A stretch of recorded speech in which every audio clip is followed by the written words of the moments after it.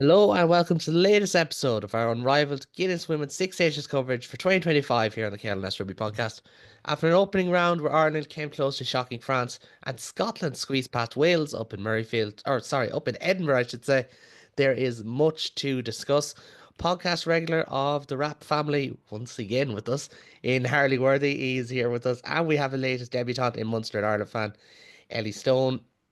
Folks, you're very welcome to the podcast. Harley, I always start with our non-Irish qualified guests, to use an IRFU parlance, I suppose. Busy opening weekend in the Six Nations. I know we still have one game to go. That's my fault that we have to record this early, but a proper two games to start things off. Yeah, it's been great to see proper international rugby back after whatever was going on the last 8 weeks or so. I have to say though, I didn't have on my rugby 2025 bingo card more red cards than games in the first weekend. And True. I said we still got the Italy game to go, but yeah, it's been exciting. It's nice to see how Ireland, Wales, and Scotland especially have come out from Celtic Challenge, and we'll see how the Red Roses get on from their PWR stints. Yeah, absolutely. I know we don't want to get into 20-minute red card debates or anything like that, but if you were a fantasy owner on the fantasy rugby platform and you owned multiple players with red cards or just the one in my instance, it was a tough weekend. It's right up there with Gary Ringrose getting sent off against Wales of all teams back in around three of the men's championship. But we will start with Ireland France, which of course had a red card involved. As always, we will start with Ireland for each of these shows. And despite a spirited display where Ireland kind of dominated large passages of this game, I think it's fair to say France just proved to have enough in the locker. We'll speak about in a few minutes. It was championship minutes, 27-15 victors in the end. Ellie, I'll let you start things off as our Irish guest. It was a decent Irish performance, not perfect, scrappy at times, but definitely one that laid down a marker to Ireland's challengers for that top three spot. Yeah, I think our girls definitely did us proud.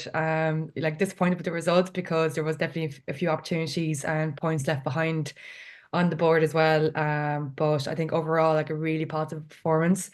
For example, like I think our defensive methods and like also our attacking phases of play, like the possession that we had as well throughout the game was just immense. But when we're giving away handling errors, like I think there's four given away in the first 15 minutes, and some offsides, a few back kicks, and just individual errors across the team. I think that they come into play in the last few minutes and cost us a few costly points as well. Yeah, no, that's absolutely it. And I was going to speak about defensive stuff anyways later on. So Harley, I'll throw that to you. Like the defensive effort, Ireland have a new defense coach in Hugh Hogan in there. It really caught the eye. Like the attack did as well, but it was a very rounded performance from Ireland. But as Ellie says there, it was just those bitty errors, the stuff you do have synonymous with first game back kind of vibes, that those silly little mistakes that creep in at the start of the game. That's what cost Ireland. It was the first 10 and last 10 minutes of this game.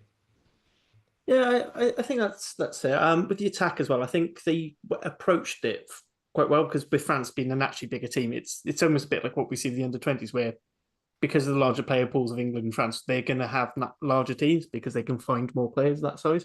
And Ireland tried to just play quick. I think that was to their detriment at some points, particularly in that first 10 minutes, where I think they were trying to play so fast that they couldn't actually get into position, which I was expecting a little bit more fluidity in attack, given what we saw with the Clovers and the Wolfhounds during Celtic Challenge. But obviously, this is now a huge step up, and this probably our first comparison of where Celtic Challenge is in that respect with the different approaches. But it was pleasing to see. There was lots of really good ball movement. You'd expect that, though, those drop balls to be retained in the next few rounds because they're just going to be that millisecond where they're just a little bit too far or a little bit too back. They're going to get used to. I mean, that's being said, with them being a relatively small team, I thought they handled the physicality side of things quite well. Yes, France got a few nudges on in the scrum. Dugang, I'm pretty sure she was mostly loose head last year, and I think she's converted tight head this Yeah, year. she's always kind of swapped between both, but went, I think, like 75 minutes of tight head yesterday. Now, to be fair, on the scrum, it's a good point because Ireland were being pushed back at the start, and I mentioned this elsewhere, but certainly seemed to settle it down after a while, which is a tough ask against, as you said, a very physically opposing French scrum, wasn't it? Yeah, absolutely. I mean, I think the one thing that you could just see the power come through, and it was nice to see that they were learning to adapt to how to deal with it, which is something I say on other podcasts with about particularly younger props is the ones who can adapt are the ones that you're probably going to want to watch in the future because they're the ones who will like to make it. So it was nice to see that they got used to that. Aoife Wafer's sort of carrying on her form from WXV1. She's just powering through. I said a couple of silly penalties as we alluded to, but I thought most of all that was a performance Ireland should be very proud of. The goal kicking, I know they were difficult kicks and they were all out on the right hand touchline, but I think that sort of changes how Ireland approach certain passages of the game. So they got within 2 points, and really, actually, they should be a couple of points ahead. And whereas France had the confidence to take the threes, Ireland had to keep pushing. And I do think that did lead, particularly in the last 20, to a lot of overplaying, where maybe they just needed to grind out through the phases and try and get in towards the post and maybe 100%. change that up a bit. Oh, sorry, I didn't mean to cut across there, Harley, but 100%. Because when you look at the scores, like, it's the kicking that made the game.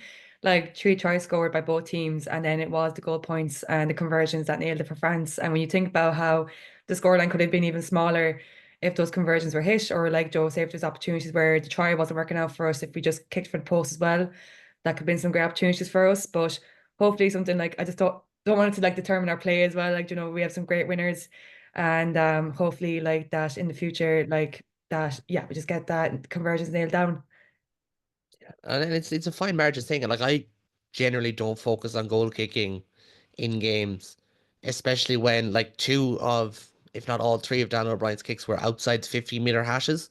So they were tricky ones. Now, she has shown to her credit that she can nail clutch kicks. Did it in Vancouver against New Zealand when the pressure was on with the help of the upright, but no one really cared. It went over. But it just had an off day with the boot. It happens. But I think Dan O'Brien in some ways was kind of testament to Ireland's performance because she started shaky alongside Emily Lane and Stacey Flood and a few others in that back line, but really grew into it. And once she kind of got her head above water in that game, looked really composed, got Ireland going in attack. And we will talk about the backs in a minute, but we always have to start with the forwards. We have to start with the back row. And one person that Harley mentioned there was Aoife Wafer and Ellie. Like when you talk about star performances, Aoife Wafer, Aaron King, it's one thing to say they're great players, but like we're at the point now where it's like, no, this is a world class duo for Ireland. Yeah, and especially with like the women's finally getting like a Lions competition as well. Like if Aoife Wafer isn't there, then there's something wrong. Like, she's absolutely incredible. Like, not to be like that statistics person here, but just putting up a few of her stats, like 17 carries, like 86 meters carried, like 12 tackles, but one dominant tackle as well. The 2 tries, of course, which were just absolutely amazing, like beating those 3 defenders to the line. Like, and she also had like 2 breakdown steals. So yeah, she's just absolutely incredible. And with that red scrum cap, like you can't miss her either. So you could definitely see the France were pinning her a lot, like trying to get her, but she had to break through in a few opportunities as well. So yeah, just absolutely the full 80 minutes. She gave it everything she got. Sometimes committed potentially a bit too hard as well. I think she nearly injured herself at one point with that line out as well. But that's what you love to see though. And I think that's what the Irish team have across the board. Whereas like say 2 years ago, 3 years ago, we would have had the heads down if it wasn't going our way and the passion wasn't necessarily always there, the energy. But the fact that all of them were commissioned that much of themselves to every minute of the game was just incredible to see. And Aoife leading the charge. But I think it was definitely a game with the Aoifes as well. Like Aoife Dalton was everywhere she needed to be as well, like cleaning up a few messy rocks as well when needed as well. And you mentioned Erin King as well. Incredible passing, 11 carries as well. And yeah, some outstanding performances. But speaking of outstanding performance as well, I think O'Dowd had an incredible game as well. Top of the tackles list with 14 and amazing carries as well. So yeah, I could go through all the girls. I think there's some great performances, but I think definitely Aoife Wafer it was incredible. She really was. And then, like I mentioned it about Aaron King in a group chat I'm in. Aaron King would definitely start for the men's team insofar as Andy Farrell loves a flanker slash centre who either position that just looks like the other. And Aaron King could easily play centre, could easily play on the flank as she does. But Harley, like you talk about someone like Aoife Wafer's impact, Nevo Dowd, excellent, Aaron King, excellent, Aoife Dalton, excellent. Um, Emily Costigan's first game as captain, thought she was really good as well. But to have someone like Aoife Wafer, like it's so easy to forget that 2 years ago, Ireland's top try scorer in the Six Nations was penalty tries.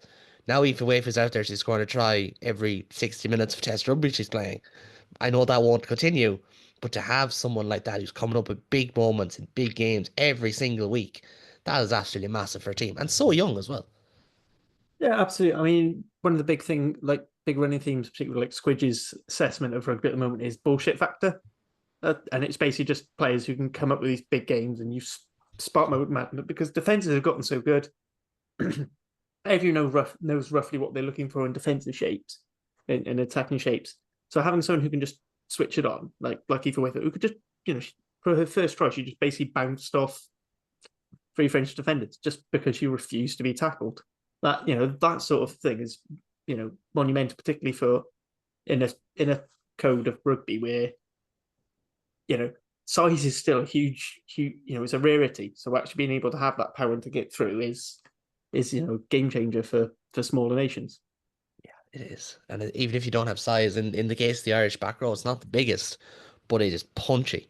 Like and I noted it in the article I wrote for Balls.ie. I'll link my articles down below in the description. But Ireland's attack, and we might touch on that in a second, there was a lot of power in midfield because, as you said, France were very aggressive off the line. They had a much more physical team. We seen it. Look, Menage was unlucky with the red card, or Vernier, I should say, Yeah. was unlucky with the red card incident. But that was symbolic of what France were trying to do. They were trying to stop Ireland at source. But Ireland did keep running over the top of them through the likes of King, Hogan, Wafer. I thought, as you said, Aoife Dalton brilliant in midfield and turned some dirty ball into clean ball. It's why I would have selected Enya Breen for this game, thinking that her ability to crash over the gain line would have been more important. But to their credit, a lot of these players stepped up. And Ellie, that's the thing with Ireland's attack. It's not always about, say the Australia game. And maybe to use that term again, bullshit factor. Like they scored some wonderfully bullshitty tries from deep, but they just kept plucking away. France always looked on the back foot. And this is a French team who typically, I know they've had a poor WXV. They don't get rattled like this in the Six Nations, and that is something to take away from this game. They were on the back foot for the guts of an hour. Exactly. And when you have like Ilona Maher, like the superstar that she is as well, saying that Ireland are the underdogs and giving threats as well, that's a great video to see yesterday and to see her support. And that's exactly it. Like I was looking at kind of just the scores that we've had against France in recent years. Like I know they've had a few changes themselves and especially going to like two coach system as well. But like we've gone from 2023 when like we weren't at our best to losing by a 50-point margin, reducing that to 22 points last year, and like it was then there's 12 points yesterday, which is huge. And there was points there where we like I genuinely thought we were either drawing or winning the game, and like that's just amazing. And even before the championship kicked off, like one of my friends asked me, he's like, where did you see Ireland on a table? And I was like, if we get that third place position again, like that's huge for us. And I think I actually listened to your kind of like preview as well of the tournament beforehand, and just like how I know England would probably be using this as their playground, just in terms of the confidence factor they have right now, and probably leading some new, fresher players that are coming up through their ranks. But I think for Ireland, this is a great example of how I know we had two separate teams in the Celtic Challenge, but seeing them come together, this is the time now to iron out those passing errors, to iron out the handling errors, and especially with the Rugby World Cup now, like further down in the year, like this is a really exciting time for Ireland. And I'm just absolutely buzzing to see how well the girls are getting on and just like the cohesion that you can see. And because beforehand as well, you'd see the difference between the 15s and the sevens players. There would be a bit of a difference. You see the combinations, but they all seem so in tune with each other. You couldn't really mark out who was 15s and who was sevens apart from like just some ability or like styles of play. So yeah, I'm really excited about this squad and just like especially like the threat level that they are bringing into us. So yeah, really excited. And I'm not going to do them a disservice by saying who said it, but the panel on Virgin Media did touch on that point. It was Emer Constantine, Jenny Murphy, and Fiona Hayes. They talked about how it looks like now Sevens is on the back foot. Now, we could talk about the deeper IRFU strategy there, but maybe that's a long-term thing. But for this year anyway, it looks like, right, we're focusing on the World Cup, we're focusing on 15s. A lot of Sevens players got Kelty Challenge minutes, for instance, to be playing here. There is a case to be made that maybe the AIL should be running past Six Nations just to give them a little bit more, minutes under their belt, but that's a different conversation. But it is certainly a different focus, and that's what we wanted to see. It's what we've been crying out for with Ireland. Focus on the 15s when the opportunity presents itself. And I think what you've seen from this performance was Ireland's first game since what, the first week of October, second week of October, something like that for WXV when that finished. Yes, there was errors. Yes, there was mistakes. This is a team with still a couple of injuries, like someone like Bevan Parsons to come back into that team, for example. Adele McMahon was carrying a knock, that's why she was on the bench. And yet you ran France close. Should have got at least 1 point, if not two, from this game.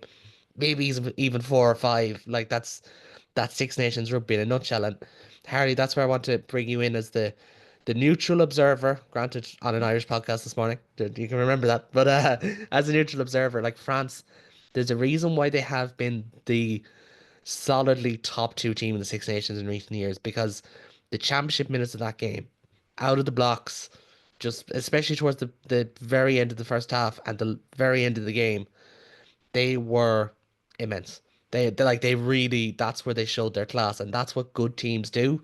Not saying that Ireland aren't, but that's just where you do see that little bit of not just belief, but just that little bit of long-term quality. Yeah, I mean, absolutely, and I think as well the way they handled going down, losing not just a player and Dernier, but their defensive captain and someone who's quite often quite charismatic in their defense. She sets a line speech. For I hope she doesn't mind me saying they're quite a diminutive sized woman. Even on by standards of back, she's quite small. She packs a lot of punch and she changes games with that, and they managed to just go right. No, we're just going to kick the leather off it. We're going to just boot it downfield. We're going to go 60 meters or whatever distance and keep it. And then they were just pinning Ireland back, saying, "Come at us. We'll soak this up all day." As soon as they had a chance, whether it was taking the threes, driving over, or just using flair, they know how to win games. Yeah, and there's a lot to be said for when when you haven't beaten a team when you haven't been beaten by a team in a while, you know how to get over the line against them. I you look at some really there's examples all the way through. Like in the men's game, England just do not know how to lose to Italy, no matter what the respective forms are. Cardiff will always beat the Dragons. These sorts of things because I've got to get a Dragons dig in. I'm contractually obliged by Caelan. Yep. Yeah, so it's just really, France are just a really great team to watch. Much like the men, they just seem to know how to blend bastardry and beauty in such a way where things. I do think they have been dropping off slightly, particularly with Sansus. I've forgotten the other Sansus now.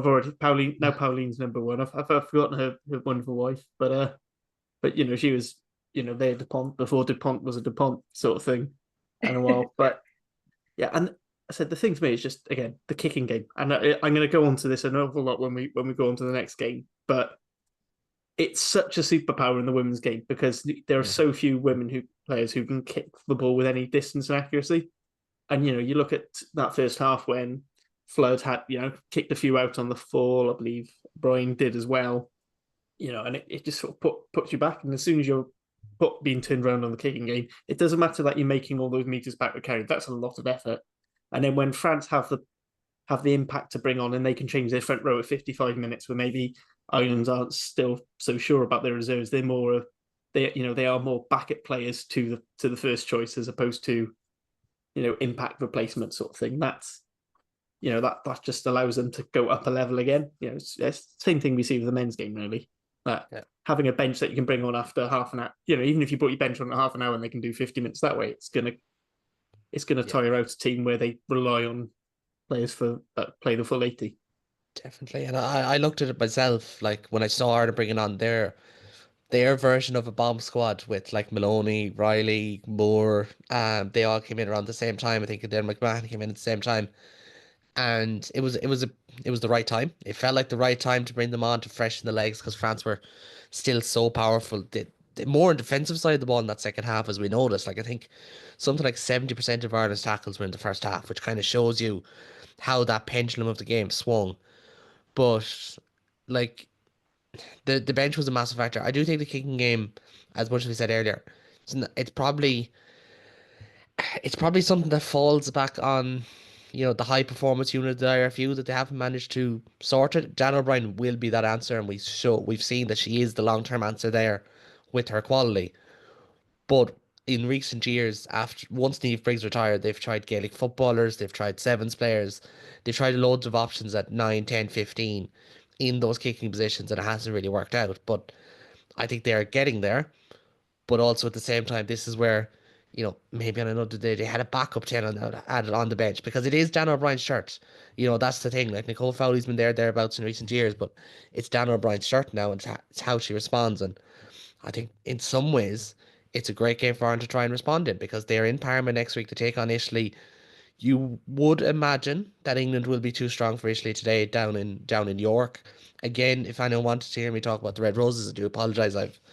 I'm heading to a relegation promotion playoff at my local rugby club today, and then I'm on the road after that, so I just wouldn't get a chance to record. And as Harley knows, those lads on the rap podcast, they just give out to me if I'm not there to record this evening. But no, so like that game's this evening, Ireland. You'd imagine England will win that over Italy. Both teams will be looking for a response.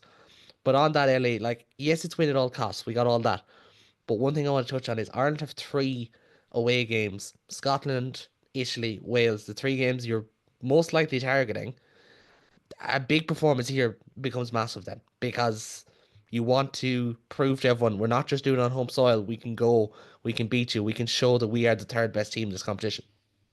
Yeah, 100%. And like I think as well, like Ireland can do it. Like we showed it in Vancouver, and I think like just yeah, it's going to be a tough ask. Like regardless, like though to travel and stuff like that, like it's always a tough question. But I think we have what it takes, and I know it might just seem like a very like simple answer, but like you're saying about like Dan and the shirt, like she has some moments of magic there, and I think especially against Italy, I'm not sure if they'll have the same like defensive pressure. 'Cause that's what I think Dana came under a lot in the game yesterday. Like she was absolutely swallowed up in defense almost immediately when she tried to go for a kick. But she had like that beautiful moment at 38 when she did kick through that led to that line out that was close to a try opportunity for us. So I think it'll be time for girls to kind of put up their hand even more to show why they should be on the team. And I think being away from home, hopefully, because I think even like last year, I know Scotland came to us and we managed to beat them by 3 points, which is again a huge difference to what was done the year before. And I was there at the Italy game last year, actually in person, which was great. I was there with my sister and her friend, and it was great to be explaining like all the terms to them and stuff like that. And they were like, "What is happening?" Do you know? But I think the cohesion that we have, the attacking game, but defensive set especially has impressed me so much. I know, like looking at stats between France and Ireland, they kind of even out in terms of like tackles made, and all that jazz. But I do genuinely believe that we have a great chance against these three teams. But yeah, the Scotland and Welsh game yesterday was full of energy, so they'd be interesting to watch as well from that perspective. Yeah, no, definitely, and that's promises to be a big one. It'll be 3 p.m. on next Sunday on Virgin Media. So if we're not back on Sunday because of timings, you'll know why. Because it's a late game next Sunday. It could be pushed out to Monday. We'll wait and see on that one. But before we go, we do have another game to talk about. We are going to go to Edinburgh. Scotland and Wales played out an entertaining contest, went down to the wire, but Scotland pipping Wales 24-21 in this helter-skelter clash. Harley, I'll start with yourself. Obviously, as the Welshman in the room, I should say, of course, it start yourself. But a big one, the context of the table rankings, you feel like, because for Scotland to make it consecutive wins over Wales, which is a rare feat, for them to really put their hands up as again potentially getting that third place spot, which is as has been for a number of years, being dubbed as best of the rest in the Six Nations. It feels like a massive win for them, and we're going to Wales in a minute, but big win for Scotland. For Wales, not a bad start either. Yeah, absolutely. I mean, it's nice that we could see the impact Sean Lynn's already made for a start. So we could see that Wales started to attack with a much nicer and more obvious attacking pattern, and it was starting to make ground. And actually, our 22 conversion rate was a lot better. So we basically scored a try on every other entry, which a bit better than Scotland's. The big problem, which is a residing problem from previous regimes, is our defense. Our defense just wasn't holding up. So we gave Scotland 16 odd. I've got a thing here. Yeah, 13, 22 entries. Thanks to Scotland didn't score off them. I think they were a bit wasteful with that, which is work on for Scotland for a while. But we're just always inviting pressure onto ourselves. So we do struggle with that. And as I said, again, going back to our kicking game, Flaky George was getting about 20 meters on her kicks. And then you look at players like Hannah Nelson, she was getting 30, 40. You know, when you're watching the Ireland France game, they were getting their restarts, they were kicking into the opposition half. We were getting it barely, at best the 10-meter line. And then you're giving the opposition a huge platform to attack. So of course you're going to end up making more defensive errors. You're going to end up making more, conceding more penalties. But and two very stupid yellow card offences for unfortunately one of my favourite players, Georgia Evans. But yeah, with Scotland, it's this is a huge game for them. This is it's just job one done. Like, I think their big target at the start of this Six Nations, they want to beat France. They want to be second. They're not merely trying to be best of the rest. They want to be that second place team. I think pretty much everyone accepts that Red Roses is still that step too far. But they want to, everyone's now hounding France. And to be fair, France have moments of flakiness. I mean, I think Ireland showed that they can get at them. I mean, part of that does come from the same problem the men have, where you've got 14, they've got a lot of teams and then they put them all together as opposed to having like two teams. Wales and Scotland have it to an extent where a lot of our best players play in the PWR. But yeah, so this is a good start. So Scotland, job done. Could it have been more efficient for them? Absolutely. But I think they threw away quite a few chances. But I think that is setting up. We're probably looking at this, certainly for to guarantee third place. Their game against Ireland is going to be very, very important. I think that's going to be at Murrayfield. Not Murrayfield, the Hive. It could be, it's either the Hive or Scotstoun. They do switch between the two. Overall, I'm still quite positive with Wales, with new coach. We got absolutely humiliated by them in the WXV warm-up. And this time we got within 3. So yeah, it's a interesting one. Yeah, no, it is, and it's a fixture that was always going to be built up in terms of that battle for third. Also, they meet each other in the World Cup later on in the year in Salford, I think it is, on the opening weekend. Yes. So that's a massive part of it. But Ellie, to go back to that point again, as we mentioned with Ireland having 3 away games, on the flip side, Scotland have 3 home games with Wales, Ireland, and Italy all travelling to. I believe all 3 games are in the Hive, but I could be mistaken there as well. Yeah. Like, this is a massive opportunity for Scotland because we've looked at them. They were kind of rooted towards the bottom of the table, kicked on. Really, like, if they'd taken third last year, you wouldn't have complained because obviously that game at Ravenhill went down to the wire. And to turn over Wales, who would have been high in confidence, a lot of positive comments about Sean Lynn coming into this game. It feels like a big result for them. And like again, World Cup year, any bit of positive momentum you can get is worth doubling on a year like this. Yeah, and I think because even just seeing from the match yesterday, like I think Scotland had 1 try scrubbed off just because of some out of the back play from their maul, and like for example, like it's actually literally flip side compared to last year, like all their away games, Ireland, Italy, Wales, now they're having them at home. Beating Wales at a 2-point margin last year as well. Italy was a 7-point lead for the Scots, and then we were the only team that managed to beat them. And so I think they'll exactly like I think they're almost like I love comparing like the men's and the women's teams, see they're similar in terms of like characteristics and like attitude. Like I think England like they're full of confidence, but I think Scotland definitely have a point to prove. Like they are an incredibly talented set of players and will pose like a huge challenge. But I think the home advantage will definitely benefit them, especially with Italy coming to town as well. But yeah, I'm going to back my girls here and say that like I think we have a very good chance against them, especially just based on like I know with the Celtic challenge, like it's a bit tough when you see the huge score lines there, and I don't think that it's really reflective of the quality of the players on both sides, and but like we take what we can, and so yeah, I think Scotland will be looking forward to having the 3 of them at home. I think it would be a huge benefit to them. So fingers crossed, it's going to be some exciting games ahead. And that's why I think is interesting because the Six Nations, I absolutely love it. It's a bit like the URC in a way. You can't guarantee the results, like the way some teams turned up. When you compare like even like the men's away ways turned up against Ireland was incredible. As no, normally I was like, okay, just don't do it against us, please.